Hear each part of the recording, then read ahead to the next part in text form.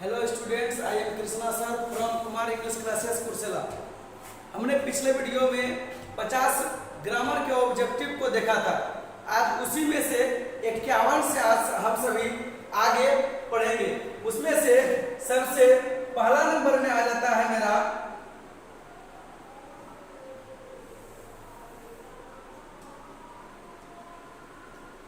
Find the word just opposite. याद रहे opposite उसने कहा, इसका मतलब यहां पर यह हो गया कि उसने आपसे एंटोनिम पूछा, उल्टा शब्द पूछा। तो टिमिड का अर्थ होता है डरपोक, तो उसका उल्टा क्या होगा मेरा? बहादुर। इसीलिए इसका आंसर क्या होगा मेरा? ब्रेव, क्योंकि ब्रेव का अर्थ क्या होता है मेरा?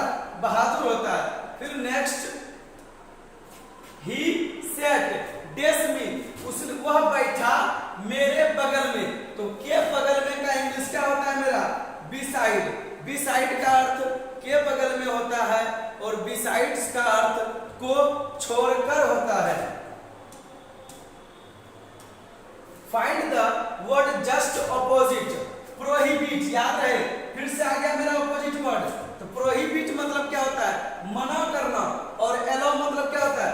मंजूरी देना। इसीलिए इसका प्रोहिबिट का एंटोनिम जो है वह मेरा क्या कहलाएगा? एलो।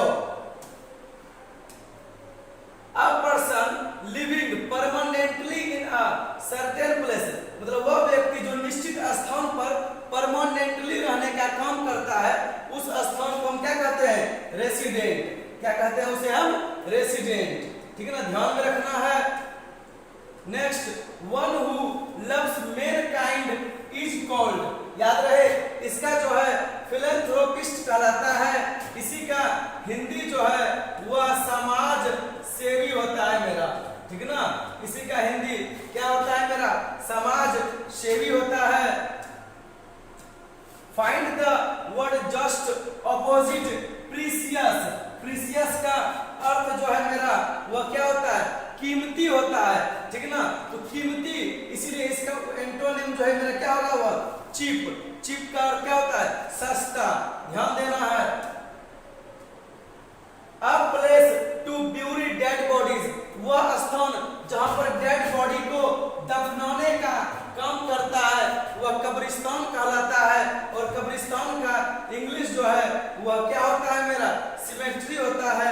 ध्यान रखना है। Next, 100 years old man। याद रहे 100 years जो है वह हम सेंचुरी को कहते हैं। किसे कहते हैं? सेंचुरी को। Place where birds are kept, वह स्थान जहां पर पक्षियों को रखा जाता है वह मेरा क्या कहलाता है? एवियरी। याद रखना है कि एवियरी का अर्थ होता है चिड़िया खाना। इसे हम पक्षी साल भी कहते हैं। Next, that which is contrary to law, जो नियमों का विरोध करता है उसे हम क्या कहते हैं? Illegal.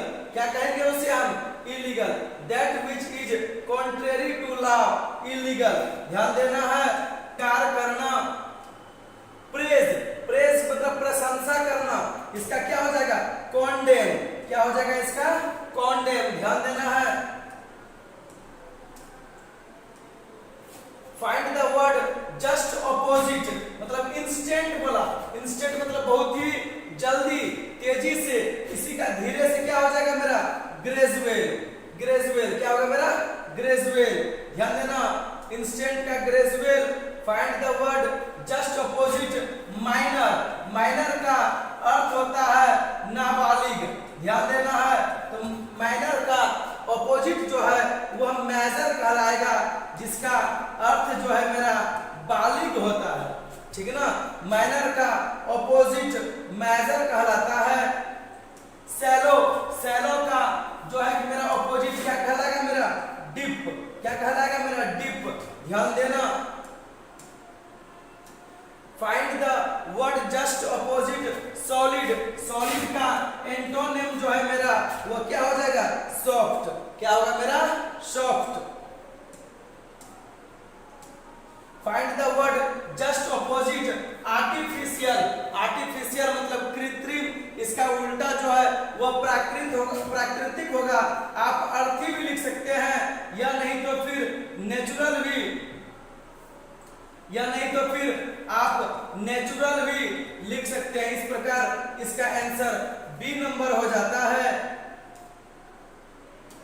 The antonym of buy, buy का उल्टा क्या होता है मेरा? सेल, बाय का उल्टा sell. The antonym of neglect, neglect मतलब अनदेखा करना, वही अटेंशन मतलब ध्यान देना, इसीलिए the antonym of neglect is attention. The antonym of duplicate, duplicate का जो है क्या होता है मेरा उल्टा शब्द, क्या होगा उसका? ओरिजिनल, क्या होगा? Original. Next the antonym of arrival, याद रखना है कि अराइवल का एंटोनिम जो है मेरा वह क्या कहलाता है? डिपार्चर, अराइवल का एंटोनिम डिपार्चर। आगे create, the antonym of create, create मतलब बनाना, उसका उल्टा क्या हो जाएगा मेरा? नष्ट करना, जिसका इंग्लिश क्या होता है मेरा? Destroy. The antonym of create is destroy. The antonym of death, death का क्या होगा मेरा उल्टा? बर्थ। बहुत इजी है, कहीं कोई दिक्कत नहीं है। The antonym of forgive, forgive का मतलब क्या होता है? माफ करना, ठीक है ना, क्षमा करना। लेकिन पनिश का मतलब क्या होता है? सजा देना, इसीलिए फॉरगिव का एंटोनिम क्या हो जाएगा मेरा? Punish. The antonym of kind, kind का एंटोनिम क्रूएल, क्या होगा मेरा? काइंड का antonym cruel. The antonym of failure, failure का एंटोनिम क्या होगा मेरा? सक्सेस। वर्ड से इज क्लियर है, फेल्योर का antonym success. Right the antonym of above, above मतलब ऊपर, बिलो मतलब नीचे, इसीलिए इसका आंसर क्या हो गया मेरा? बिलो।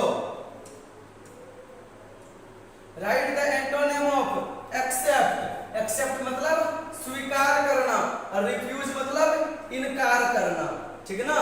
याद रहे कि एक्सेप्ट का एंटोनिम जो है मेरा वह रिफ्यूज है। Right the antonym of advantage, advantage का एंटोनिम सिंपल सा क्या होगा मेरा? डिसएडवांटेज, ठीक है ना, इसीलिए एडवांटेज का एंटोनिम मेरा डिसएडवांटेज हो जाएगा।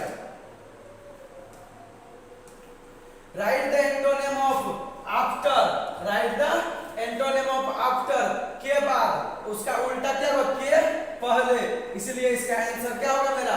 ए नंबर। ऑब्जेक्टिव जितना भी है वह सभी इंपॉर्टेंट ऑब्जेक्टिव है जो आपके एग्जाम में बराबर पूछा जाता है। Next write the antonym of agree, agree का क्या हो जाता है मेरा? डिफर। याद रहे डिफर भी कहीं कहीं मिलेगा, ठीक ना, और कहीं पर ना डिसएग्री भी देखने को मिलेगा। दोनों याद रखना है कि एंटोनिम एग्री का एंटोनिम डिफर भी होगा और डिसएग्री भी हो जाता है। Right the antonym of attack, याद रखना अटैक, अटैक का क्या होगा? आक्रमण करना, क्या होगा इसका? डिफेंड, क्या होगा? रक्षा करना, ध्यान देना है। Right the antonym of automatic, automatic का उल्टा क्या होता है? मैनुअल, है ना easy. Right the antonym of automatic, automatic का उल्टा क्या होगा मेरा? Manual. My mother is cooking delicious food items. Here the underlined word can be replaced by, इस लाइन में आपसे पूछा गया है कि डिलीशियस वर्ड के स्थान पर आप और कौन सा वर्ड का प्रयोग कर सकते हैं। इसका मतलब डिलीशियस का साइनोनिम्स क्या होगा? डिलीशियस मतलब भी स्वादिष्ट होता है और टेस्टी इसका क्या हो जाएगा मेरा? साइनोनिम हो जाएगा। तो डिलीशियस का साइनोनिम क्या होगा मेरा? Tasty. Let's begin the task. Here the underline word can be replaced, जहां जहां रिप्लेस्ड किया हुआ है इसका मतलब हुआ क्वेश्चन जो है मेरा साइनोनिम से पूछा गया है। तो बिगिन के जगह पर, बिगिन मतलब भी शुरू करना और स्टार्ट मतलब भी शुरू करना है, इसीलिए बिगिन का साइनोनिम जो है मेरा वह क्या कहलाएगा? स्टार्ट हो जाएगा। Next catch the thief immediately. Here the underline word replaced, फिर से यहाँ पर रिप्लेस्ड पूछ रहा है कि आप कैच के स्थान पर और कौन सा वर्ड का प्रयोग कर सकते हैं। तो कैच मतलब भी पकड़ना और अरेस्ट का अर्थ भी क्या होता है मेरा, पकड़ना। तो इसीलिए कैच के जगह पर हम अरेस्ट वर्ड का प्रयोग कर सकते हैं।